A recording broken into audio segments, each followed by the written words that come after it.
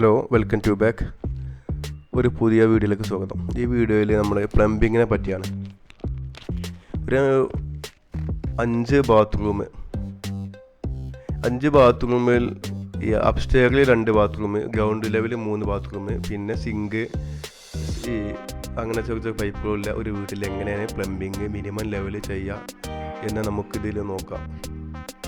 ഇതിൽ 2 ലൈനാണ് ഞാൻ ടാങ്കിൽ നിന്ന് താഴോട്ട് ഇറക്കിയിട്ടുള്ളത്. ഒന്ന് 1.25 ലൈനാണ്, 2 ലൈൻ. പിന്നെ ഒന്ന് പോകുന്നത് മോട്ടറിൻ്റെ പൈപ്പാണ്.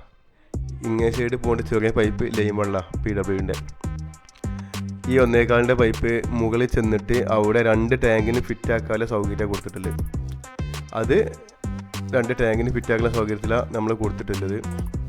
അവിടെ ഇപ്പോൾ ഒരു ടാങ്കേ ഉള്ളൂ. ഒരു ടാങ്ക് ആകുമ്പോൾ 2 ഭാഗത്ത് അത് ഓൾസ് കുത്തിയിട്ട് കൊടുക്കുന്ന രീതിയാണ് വെച്ചിട്ടുള്ളത്.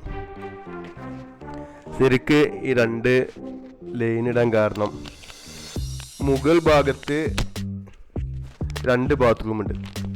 ഇനി ഗ്രൗണ്ട് ലെവല് 5 ബാത്റൂമൊക്കെ ഉണ്ടെങ്കിൽ നമുക്ക് ഒറ്റ ലൈൻ ഇട്ടാൽ മതി.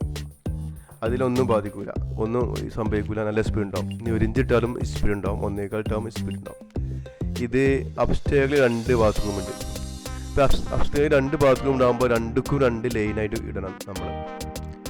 കാരണം താഴെ ഒരു 5 പൈപ്പ് ഒരുമിച്ച് തുറന്നാൽ ഈ അപ്സ്റ്റെയർക്ക് വരുന്ന വെള്ളത്തിൻ്റെ സ്പീഡ് കമ്മിയാവും ഒറ്റ ലൈനാണെങ്കിൽ. അതുകൊണ്ടാണ് 2 ലൈൻ ഇട്ടിട്ടുള്ളത്. പിന്നെ അങ്ങനെ തന്നെയാണ് നമ്മൾ ഈ പൈപ്പ് 1.25 റെഡ്യൂസ് ചെയ്തിട്ട് ആ ബാത്റൂമിൽ കൊടുക്കുക. പൈപ്പ് 1.25 റെഡ്യൂസ് ചെയ്യണം. എന്നാലാണ് അടിയിൽ ഇനി ഫുള്ള് പൈപ്പ് ഓപ്പൺ ആക്കിയാലും അപ്സ്റ്റെയറിലെ ബാത്റൂമിലേക്ക് വെള്ളം വരണം. അങ്ങനെ സംവിധാനമാണ് നമ്മൾ ചെയ്യുക. നമ്മളിവിടെ ഇനി ഈ ഒന്ന് ചെക്ക് ചെയ്യാം. ഈ ബാത്റൂമിലെ ഷവർ ആദ്യം ഒന്ന് ഓപ്പൺ ആക്കാം. ഈ ഷവർ ഒന്ന് ഓപ്പൺ ആക്കിയിട്ട് നമുക്ക് നോക്കാം എങ്ങനെ സ്പീഡ് നോക്കാം.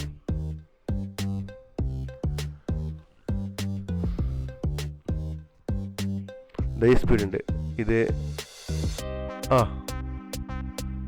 അത്യാവശ്യം കുറച്ച് സ്പീഡുണ്ട്. ഇനി നമുക്ക് അടിഭാഗത്ത് ഒരു 2 പൈപ്പ് തുറന്ന് നോക്കാം. അടിയിലെ പൈപ്പ് തുറന്ന് നോക്കാം. ഇത് ഗ്രൗണ്ട് ലെവല് പൈപ്പാട്ടോ. അത് അത്യാവശ്യം ഒരു 10 മീറ്റർ ആയിട്ടുണ്ട് ടാങ്ക്. അപ്പോൾ ഒരു ബാർ സ്പീഡ് ഉണ്ടാവും. ഏകദേശം ഒരു ബാറിൻ്റെ അടുത്ത് സ്പെഷ്യൽ ഉണ്ട്. അപ്പോൾ 2ലും ഒരുമിച്ച് വരുന്നുണ്ട്. അടിയിൽ ഇപ്പോൾ അടി വേറൊന്ന് തുറന്നു, ഇവിടെ ഒന്ന് തുറന്നു നോക്കി. ആ 3 പൈപ്പ് തുറന്നു. 3 പൈപ്പ് തുറക്കുമ്പോൾ ഇവിടെ നിന്ന് തുറന്നു. ഇതിൽ 4 ടാപ്പിൻ്റെ വെള്ളം സ്പീഡ് വരുന്നുണ്ട്. ഇതിൽ 4 ടാപ്പിൻ്റെ വെള്ളം സ്പീഡ് ഉണ്ട്.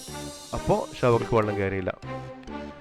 കാരണം ഒരു മുക്കാലിൻ്റെ ഇതിൽ കൂടെ 4 ടാപ്പ് തുറക്കാനുള്ള വെള്ളം ഫോഴ്സിൽ വരും. അങ്ങനെ 8 ടാപ്പ് ഒരുമിച്ച് തുറന്നാൽ ഷവർക്ക് സ്പീഡ് ഉണ്ടാവില്ല. നമ്മൾ ഏകദേശം ഒരു കണക്ക് പറയാം കേട്ടോ. ഇനി നമ്മൾ അപ്സ്റ്റെയറിൽ പോയി വെക്കാം. മുകളിൽ അപ്സ്റ്റെയറിൽ എങ്ങനെയുണ്ട് നോക്കാം. അപ്പോൾ അടിയിൽ നമ്മൾ പൂട്ടിയിട്ടില്ല. അടിയിൽ നമ്മളൊന്നും ചെയ്തിട്ടില്ല. അടിയിൽ അങ്ങനെ തന്നെയാണ് വെച്ചിട്ടാണ് ഓപ്പൺ ആക്കി ഇട്ടേക്കാം. ഇനി മുകളിൽ ചെന്നിട്ട് നമുക്ക് തുറന്നു നോക്കാം മുകളിൽ വെള്ളം വരുന്നുണ്ടോന്ന്. കാരണം അവിടെ അടിയിൽ 3 തുറക്കുമ്പോൾ അതിൻ്റെ ഷവർക്ക് വരില്ല. മുകളിൽ നമുക്കൊരു പൈപ്പ് തുറന്നു നോക്കാം.